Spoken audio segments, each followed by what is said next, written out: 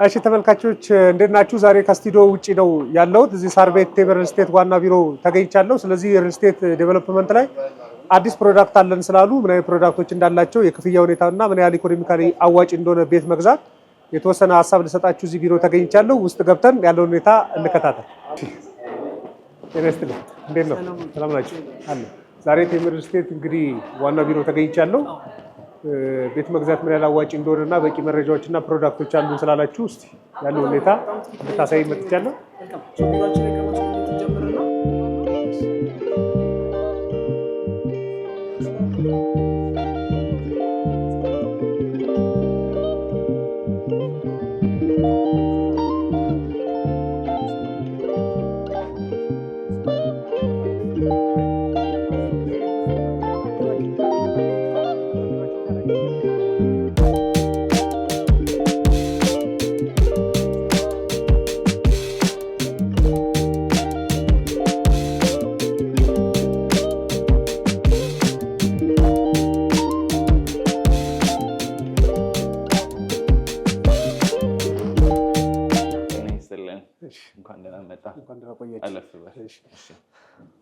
እሺ ተመልካቾች እንዴት ናችሁ? ዛሬ ለየት ባለ ቪዲዮ መጥቻለሁ። እንግዲህ ቴምር ሪል ስቴት ዛሬ ለየት ያለ ፕሮዳክት አለኝ ስላሉ መረጃዎችን ለተከታዮቻችን ለማድረስ እዚህ ተገኝቻለሁ። ስለዚህ ከቴምር ሪል ስቴት ምን ለየት ያለ አገልግሎት እንዳለና ምን አይነት ፕሮዳክቶች እንዳዘጋጁ የክፍያ ሁኔታውና አንድ ቤት መግዛት ያለበት ሰው ሊያገኝ የሚችለውን እድሎች ትክክለኛ መረጃውን ለእናንተ አድረሳችኋለሁ። አብራችሁ እንድትቆዩ ጋብዛችኋለሁ። ዋሲሁን በላይ ነኝ።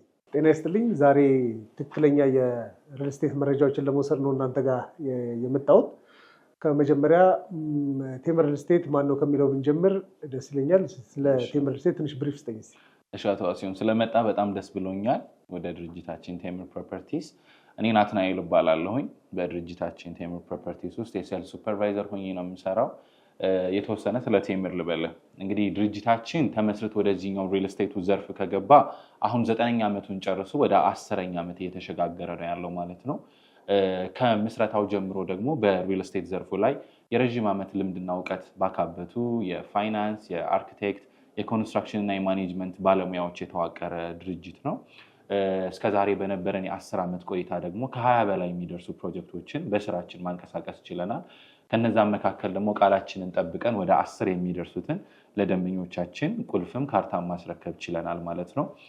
በአሁኑ ሰዓት ደግሞ በከተማችን አዲስ አበባ ቁልፍ የሚባሉ ቦታዎች ላይ ለምሳሌ በፒያሳ፣ በሳር ቤት፣ በአዋሬ፣ በአያት፣ በኃይሌ ጋርመንት፣ በተክለ ሃይማኖት የአፓርትመንት ቤቶችን እና የንግድ ሱቆችን ደግሞ በቃሊቲ መናኸሪያ አካባቢና አድዋ ሙዚየምም ጨምረን ለደንበኞቻችን በከፍተኛ ቅናሾች ይዘን ቀርበናል። እንግዲህ የኛ ቻናል የኢኮኖሚክስ ዙሪያ ላይ ስለሆነ የሚያተኩረው ኢኮኖሚካል ያለውን ሪል ስቴት መግዛት ኢኮኖሚካል ያለውን ቫልዩ ማወቅ ስለምፈልግ እስቲ አሁን እየተሸጡ ያሉት እናንተ ፕሮዳክቶች የት አካባቢ ነው ያሉት? ለኢኮኖሚ አዋጭነታቸው ለቢዝነስ አዋጭነታቸውን በተወሰነ ሀሳብ ብትሰጠኝ ደስ ይለኛል። እሺ እንደውም ባለፈው ጊዜ አንድ ጥናት ተሰርቶ ነበር። ሪል ስቴት ዘርፍ ዓለማችን ላይ ካሉት አዋጭ ከሚባሉ ኢንቨስትመንቶች 2ኛ ደረጃ ላይ ነው የተቀመጠው። ያ ማለት አንድ ሰው የአፓርትመንት ቤትን ሲገዛ ከመኖር በዘለለ ለኢንቨስትመንትም በደንብ ይጠቀምበታል።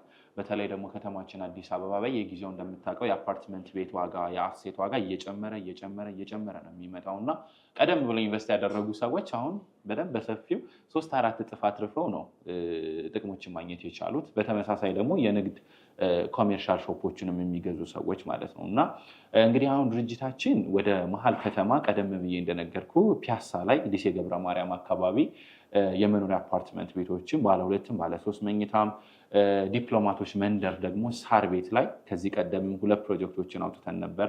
አሁን ደግሞ ቫቲካን ኤምባሲ አካባቢ አንድ ሌላ ፕሮጀክት ለደንበኞቻችን በቅርብ ቀን ይዘን መተናል። እንዲሁም ወደ አዋሪ አካባቢ አዋሪ አደባባይ ለ4 ኪሎ ቤተመንግስቱ በጣም ቅርብ የሚባል ቦታ ላይ ለሽያጭ ይዘን የወጣ ነው አፓርትመንት ቤት አለ። እንዲሁም በጣም በአጭር ጊዜ ለመግባት ቤታቸውን ተረክበው ቶሎ ሙቭ ለማድረግ ለሚፈልጉ ደንበኞቻችን ደግሞ በኃይሌ ጋርመንት፣ በተክለ ሃይማኖት እና በአያት ደግሞ የመኖሪያ አፓርትመንት ቤቶች አሉን። የንግድ ሱቆችን ደግሞ ለተለያየ ፐርፐዝ ለሚፈልጉ ደንበኞቻችን አድዋ ሙዚየም ፊት ለፊት እና ወደ ቃሊቲ መናኸሪያ ወይም ገላን ኮንዶሚኒየም ተብሎ የሚጠራው ቦታ ላይም እየሸጥ እንገኛለን። እሺ እንግዲህ እንደምታውቀው የቤት ጉዳይ በጣም ውድ ነውና ብዙ ሰዎች አፎርድ የሚያደርጉት አይደለም። ስለዚህ አፎርድ የሚያደርጉትና ለማግኘት የሚቸገሩበት ስለሆነ የተለያዩ አይነት ያከፋፈል ስልቶችን ሪስቴቶች መከተል አለባቸው ብዬ አስባለሁ በግሌና እናንተ ጋር ምን አይነት ያከፋፈል ሲስተም ነው ያለው ሰዎች በአንድ ጫና እንዳይኖርባቸው? ስለዚህ ኢንሰንቲቭ የምታደርጉት የክፍያ ሁኔታዎቻችሁ ምን ይመስላሉ? ጊዜው ቆይታዎቹ በምን ያህል ጊዜ ሰዎች መክፈል ይችላሉ? ደግሞ ጨምረ ደግሞ የቤቶቹ ሳይዝ ምን አይነት ሳይዞች ነው ፕሮቫይድ እያደረጋችሁ ያላችሁት? ምክንያቱም የሰዎች አቅም የተለያየ ስለሚሆን ከትንሹ እስከ ትልቁ የተወሰነ ሀሳብ ብትሰጠኝ ደስ ይለኛል። በመሰረታዊነት የዋጋ አወጣጥና የአከፋፈል አማራጮቹ ላይ ሁለት ነገር አለ። ድርጅታችን ደግሞ በልዩነት እየሰራበት ያለው ነገር ማለት ነው። የመጀመሪያው ቴምር ሪል ስቴት ላይ አፓርትመንት ቤትም ንግዱ ሱቅም ለመግዛት የሚመጣ ደንበኛ ምንም አይነት የዋጋ ጭማሬ ያ ማለት የኮንስትራክሽን ማቴሪያሎች ለምሳሌ ነዳጅ ሊሆን ይችላል፣ ሲሚንቶ ሊሆን ይችላል፣ ብረት ሊሆን ይችላል፣ ኮንክሪት ሊሆን ይችላል፣ ዋሬቨር ምንም ነገር ቢጨምር ዶላርን በተመሳሳይ ቢጨምር ምንም አይነት የዋጋ ጭማሪ የለንም። ደንበኞቻችን ሙሉ ክፍያም ከፈሉ ቅድመ ክፍያም ከፍለው ከኛ ጋር አግሪመንት ከወሰዱ እስከሚረከቡበት ጊዜ ድረስ ምንም የዋጋ ለውጥ የለውም። ቋሚ ዋጋ ነው እየሸጠን ያለ ነው። ሁለተኛውና መሰረታዊው ነገር ምንድነው? ደንበኛ ቅድመ ክፍያ 10%ም 20%ም ከከፈለ በኋላ ቀጣይ ክፍያዎችን የሚከፍለው በጣም ፍሌክሲብል በሆነና ረዘም ባለ ያከፋፈል ብሬክዳውን በግንባታ ደረጃቸው ነው የምናስከፍለው ደንበኞቻችንን። ስለዚህ በሁለት ወርም በሶስት ወርም ብለን ደንበኞቻችንን እኛ አናስጨንቃቸውም። ያ ማለት አላማስጨንቅ ማለት ምን ማለት ነው? አንዳንዴ ድርጅቶች ያን ግንባታ ቢያከናውኑትም ባያከናውኑትም የመጠየቅ መብት አላቸው ማለት ነው አይደለ? በሁለት ወር በሶስት ወር ካል እኛ ግን ስንገነባ ብቻ ነው ደንበኞቻችንን ብሩን የምንጠይቃቸው ወይም ኮሌክት የምናደርገው። ስለዚህ ድርጅቱ በራሱ ኮንስትራክሽኑን የሚያፋጥነው ኮሌክት ለማድረግም ሲል ነው እንደማለት ነው በሌላ ቋንቋ። ስለዚህ እየገነባን ብሩን እየጠየቅን እስከ መጨረሻው የማስረከቢያ ጊዜ ድረስ ይቆያል ማለት ነው። ግልጽ ነው አይደል? ይሄኛው ልክ ነው። ሌላኛው ነገር ያከፋፈል 3 አማራጮች አሉ። የመጀመሪያው ነገር በተለይ አዳዲስ ሳይቶችን ሎንች ስናደርግ የምናወጣው በጣም ከፍተኛ ቅናሾች አሉ። አሁን አንተ በመጣህበትም ሰዓት የሳር ቤት ቫቲካን ኤምባሲ ያለውና አያት አደባባይ ያሉ ሳይቶቻችን ላይ እውነተኛ የ35% ቅናሽ አድርገናል። ያ ማለት ሙሉ ክፍያ ለሚከፍሉ ደንበኞቻችን 35%ን እየቀነስን ነው። ለምሳሌ በቁጥር እንደው ግልጽ ለማድረግ ያክል አንድ አፓርትመንት ቤት ጠቅላላ ዋጋው 10 ሚሊዮን ከሆነ ከ10 ሚሊዮኑ ላይ አንድ ደንበኛ መጥቶ 6 ሚሊዮን 500 ሺህ ብር ከከፈለ 3 ሚሊዮን 500 ሺህን ወይም 35%ን ቅናሽ እናደርግለታለን ማለት ነው። አፓርትመንት ቤቱ የሚረከብበትን ጊዜ ጠብቆ ቤቱን መረከብ ይችላል ምንም ተጨማሪ ክፍያ ሳይኖረው። ሁለተኛው ነገር ደግሞ ምንድነው? አይኛ እስከ 65% የመክፈል ዝግጅት አሁን ላይ የለንም የሚሉ ደንበኞቻችን ደግሞ ከ30% ጀምሮ እስከ 49% ከከፈሉ የ15% ቅናሽ ወይም ተመላሽ እናደርግላቸዋለን። ወይም ደግሞ ከ50% ጀምሮ እስከ 64% የሚከፍሉ ከሆነ የ25% ቅናሽ እናደርግላቸዋለን። በዚህ መልኩ ደንበኞቻችን እያስተናገድን ያለ ነው። ወይም ደግሞ ከዋና ዋጋ ላይ አይኛ ቅድመ ክፍያ 10% እስከ 20% ነው የመክፈል አቅም ያለን ካሉም ደግሞ 10% እስከ 20% ከፍለው ውል ተዋውለው ቀሪ ክፍያውን ቅድም ባልኩ ያለ ወለድ በግንባታ ደረጃው ተደርጎ አፓርትመንት ቤቶቹ ደግሞ እንደየሳይቶቹ እንደየሎኬሽኑ የሚረከቡበት ጊዜ ይለያያል። ከ1 ዓመት እስከ 3 ዓመት የምናስረክባቸው አሉ። በዛ መሰረት የቤት ባለቤት መሆን ይችላሉ ማለት ነው። በጣም ጥሩ። ለምሳሌ በጣም ብዙ ሪል ስቴቶች አሉና በጣም ብዙ የግንባታ መረጃዎች አሉ። ስለዚህ ቴምር ሪል ስቴት አንድ ሰው ቤት ለመግዛት ሲመጣ ምንድነው ልዩ የሆነው ጉዳይ? ቴምር ሪል ስቴት እንዲመርጥ የሚያደርጉትን በጣም ቤዚክ ኢኮኖሚካል ምክንያቶች ብትነግረኝ ደስ ይለኛል። ብዙ ልዩ የሚያደርጉት ነገሮች አሉ፣ ግን ደግሞ በእርግጠኝነት ሌሎች ካምፓኒዎች ላይ አፕላይ ተደርጎ እየተሰራ አይደለም ብለህ የምታምነው ነገር ምንድነው ካልከኝ ደግሞ አንድ ሰው ለኢንቨስትመንትም ለመኖርም ፈልጎ እኛ ጋር ቤት ሲመጣ ቴምር ቤት ሲመጣ ሞር ፋሚሊያር ነው የምናደርገው። ያ ሰው እኛን አምኖ ሲገዛ ብሩን ኢንቨስት ሲያደርግ በምንም አይነት መልኩ ሉዝ እንዲያደርግ እኛ አንፈልግም። ያ ማለት በተቻለ መጠን ካስተማይዝ አድርገን በምንሄደው ኤክስትራ ማይል ሁሉ ደንበኛውን ለማገዝ ነው የምንሞክረው። ለምሳሌ በምን አይነት አሰራር ብትለይ ደግሞ የመጀመሪያው አንድ ደንበኛ ቤት ከገዛ በኋላ እስከሚረከብበት ጊዜ ድረስ ባለው ሲዝን ውስጥ ለምሳሌ የተለያየ ኮሚትመንት ውስጥ ገባ ብለን እናስብ፣ ወይም ክፍያውን መቀጠል ካልቻለ በማንኛውም ሰዓት ለሌላ ለሶስተኛው ወገን አትርፎ ባለው ማርኬት ቫልዩ ሸጦ መውጣት የሚችልበትን መንገድ አመቻችተናል። አሁን ብዙ ጊዜ የተለመደው ነገር ካልቻለ 10 ወይም 20% ተቀጥቶ ነው አይደል ብሩ የሚመለስልህ። ስለዚህ ከፕሮፐርቲውም ሳይሆን ከብሩም ሳይሆን ነው ይሄ ደንበኛ እየወጣ ያለው። ሶ ቢያንስ ያለውን ዲቫሉዌሽን ኪፕ ለማድረግ በዛ መልኩ ትሪት እያደረግን ያለ ነው። ሁለተኛውና መሰረታዊው ነገር ደግሞ ለምሳሌ አንተ አያት ሳይታችን ላይ ነው ቤት የገዛው ብለን እናስብ። ከዛ በኋላ ግን ወደ መሃል ከተማ ፒያሳ ላይ ሌላ አዲስ ፕሮጀክት ብናወጣና አዲስ ፕሮጀክታችን ላይ አንተ በጣም ኢንትረስትድ ከሆንክ ወይም እዛ ላይ በጣም አትራክት ካደረገህና ከነበረ አያት ላይ ኢንቨስት ታደርግ ከነበርክበት ኢኮኖሚ አደግ ብለህ ከሆነ ፒያሳው ላይ ፍላጎት ካደረብህ ከአያቱ ሳይት ወደ ፒያሳ ሳይት ሽፍት ማድረግም እንችላለን ያለ ምንም ሰርቪስ ቻርጅ ማለት ነው። የአዲስ ፕሮዳክት ነው። አዲስ አሰራራችን አዲስ አሰራር ነው። ይሄ ማለት የክላይንቶቻችን የደንበኞቻችንን ፍላጎት ከመጠበቅ አንፃር ነው። ስለዚህ ገና ጅምር ላይ ያለ አፓርትመንት አቅሙን አይቶ የገዛ ደንበኛ እኛ ልናስረክብ ያልነው ሳይት ላይ ራሱ ቤት ካለ ብር ጨምሮ ወደ የሚያልቀው ቤት ሽፍት ማድረግ የሚችልበት ራሱ ሜትር የዋጋ ልዩነቱን ከፍሎ ማለት ነው። የዋጋ ልዩነቱን ከፍሎ በትክክል እነዚህ በጣም ልዩ የሚያደርጉ ናቸው ብለን እናስባለን።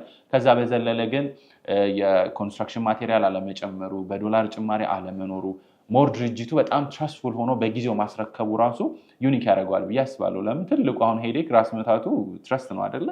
እኛ ግን ካልነው ጊዜ በፊትም ያስረከብናቸው በጣም ብዙ ፕሮጀክቶች አሉ። አንተም እንደውም ሄደ ቪዚት እንድታደርግ አብዝሃለሁ። አመሰግናለሁ። ግን የመጨረሻ ጥያቄውን ልኝና ብጠይቅ በጣም ደስ የሚለኝ ከቫሊዩ አንጻር ነው። ለምሳሌ እናንተ የሰራችሁትም አናሊሲስ ሊኖር ይችላል። አንድ ሰው ከእናንተ ጋር የዛሬ ዓመት ቤት ቢገዛ በዚህ ዓመት ቤት ቢገዛ እና ሜይ ቢ በሚቀጥለው ዓመት ቤት ቢገዛ የሚኖረው የቫሊዩ ልዩነት ኢቫሉዌት አድርጋችሁት ከሆነ የተወሰነ ሀሳብ ስለ ብናወራበት ደስ ይለኛል። እሱ በጣም መሰረታዊ ነገር ነው። ለምሳሌ የዛሬ ዓመት እዚሁ ሳር ቤት አደባባይ ላይ አንድ ያወጣነው ፕሮጀክት ነበር። ሽያጭም ግንባታም አት ዘ ሴም ታይም የጀመርንበት ማለት ነው። እሱ ሳይታችን ባለ 3 መኝታ ቤት ከ156 እስከ 169 ነበር ስንሸጥ የነበረው እና ያኔ በጣም በከፍተኛ ዲስካውንት 3 መኝታ ቤቶችን ከ9 ሚሊዮን ብር ጀምሮ ሸጠናል። 9 ሚሊዮን 156 ካሬ ሸጠን ነበረ የዛሬ ዓመት ማለት ነው። አሁን ላይ ደግሞ የግንባታ ደረጃ ኦልሞስት 20 ወለል ጨርሰን ቴራስ ጨርሰን ኦልሞስት 90% በሚባል ደረጃ ፊኒሽንግ አልቆለታል። እንደውም የ3 ዓመት ፕሮሚስ ነበር የገባ ነው። ውላችንንም እንድታየው አደርጋለሁ። አሁን ግን ቃል ከገባ ነው በፊት ነው እስከ 2 ዓመት ለማስረከብ ኦልሬዲ ዝግጅታችን እየጨረስን ያለ ነው እና ያኔ 9 ሚሊዮን የገዙ ደንበኞቻችን አሁን ባለው ማርኬት ራሱ እንደው ሚኒመም አንዱን ካሬ በ100 ሺህ ብር ብታባዛው፣ ምክንያቱም የግንባታ ደረጃውም 90% ሄዷል፣ ወደ 16 ሚሊዮን ብር ነው የሚመጣው 9 ሚሊዮን የተገዛው ቤት ማለት ነው። በአንድ ዓመት ልዩነት ብቻ። ስለዚህ አንድ ደንበኛ በጣም በትንሹ 7 ሚሊዮን ብር ማትረፍ ችሏል ማለት ነው። ዊችዝ ደግሞ አንድ ዓመት ከዚህ በኋላ እኛ እስከምናስረክብ የምንጠብቅ ከሆነ ደብል አድርጎ ከ25 ሚሊዮን እስከ 30 ሚሊዮን የመሸጥ እድል ይኖረዋል ማለት ነው። ስለዚህ ብዙ ጊዜ ደንበኞቻችን ቀድመው የዲስካውንት ፓኬጁን የሚጠቀሙ ሰዎች በእጅጉን ያተርፋሉ። ባከፋፈሉ ከሚገዙት ይልቅ በእጅጉን ያተርፋሉ። ግን ስቲል ባከፋፈል የሚገዙትም ሪዝኔብል ዋጋ ነው ብለን ስለምናምን ባከፋፈል ሜቶድ የሚሄዱበት ሰው ያንተንም ደግሞ ቤተሰቦች እዚህ ኤሪያ ላይ ያሉት ሰዎች ደግሞ ሪል ስቴት ኢንቨስትመንቱ ላይ ሲገቡ የመጀመሪያው ሎኬሽኑ ምን ያህል አፕሪሺዬሽን ቫልዩ ይኖረዋል፣ ሁለተኛው ደግሞ የሚገዛበት ዋጋ በጣም በጣም መሰረታዊ ነው። መንግስትም ደግሞ ትኩረት አድርጎ የሚሰራባቸው ቦታዎችም ስላሉ ማለት ነው። ስለዚህ ይሄ ሪተርን ኦን ኢንቨስትመንት የሚባለው ነገር አሁን ያወጣነው አዲስ ፕሮጀክቶቻችን ላይ ሳር ቤትም አዋሬም ላይ ባለ 2 መኝታ ከ5 ሚሊዮን 900 ሺህ ጀምሮ ሙሉ ክፍያ 81 ካሬ እየሸጥን ነው። ባለ 3 መኝታ ቤት ደግሞ በ8.1 ሚሊዮን ሙሉ ክፍያ 117 ካሬ ባለ 3 መኝታ እየሸጥን ነው።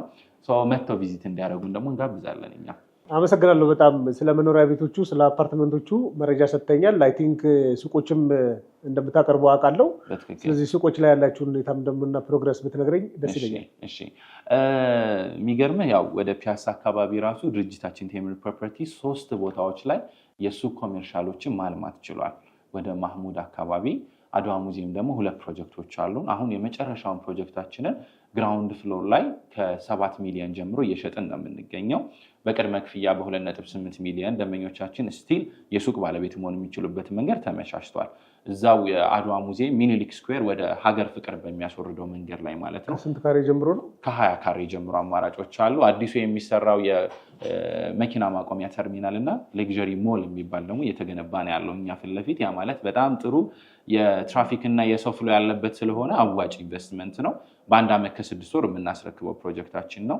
ሌላኛው ደግሞ ትልቅ የሚባል ፕሮጀክት ወደ ቃሊቲ መናኸሪያ ወይም ገላን ኮንዶሚኒየም ቴምር ኮሜርሻል ብለን ይዘን የወጣነው ፕሮጀክት አለ። እጅግ ተመጣጣኝ በሚባል በከፍተኛ ቅናሽ አወጣናቸው ሱቆች አሉ።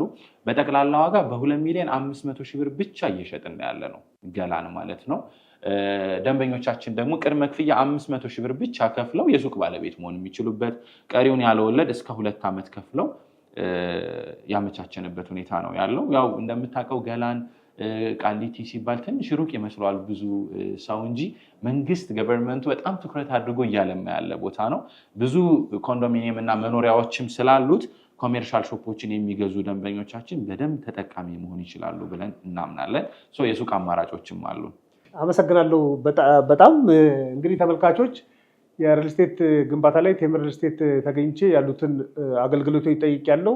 ደግሞ ኢኮኖሚካሊ ቤቶች መግዛት ያለውን አድቫንቴጅ የክፍያ ሁኔታዎች ያሉበትን ሎኬሽን መኖሪያ ቤቶችና ንግድ ቦታዎች ላይ አይ ቲንክ በቂ መረጃ እንደጠየቅኩላችሁ ይሰማኛል። ማንኛውም ሀሳብ አስተያየት ካላችሁ ኢትዮጵያ ኢኮኖሚ ላይ ቴሌግራም፣ ፌስቡክ ላይ ልትልኩልኝ ትችላላችሁ። ለነበረን ቆይታ በሙሉ ከልብ አመሰግናለሁ። መልካም ቀን። አመሰግናለሁ በጣም